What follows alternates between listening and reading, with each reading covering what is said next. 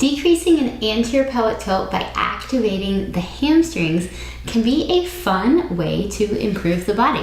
One of my favorite hamstring activation exercises for working on this goal is to lift and engage your hamstrings. So you're gonna lift your hips up, engage your hamstrings.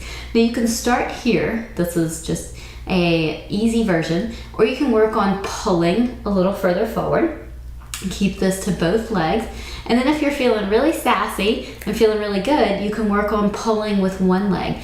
Now the thing is as you make it harder, you may notice that you want to let your back arch. You want to go back into that anterior tilt position instead of keeping your pelvis tucked under. So I want you to tuck your pelvis under, because remember, we're trying to correct that anterior pelvic tilt. So tuck your pelvis under, keep that tuck as you pull.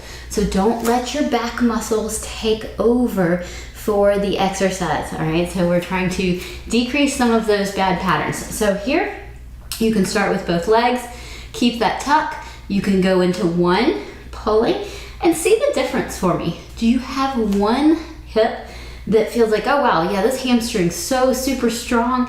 And then when you switch to the other side, do you feel like, oh, I feel like I can't pull as far forward with this hamstring? Feels like it doesn't have the endurance, it gets tired quicker, or it just feels like it's not as strong overall. And that can give you clues as to what's going on with your body.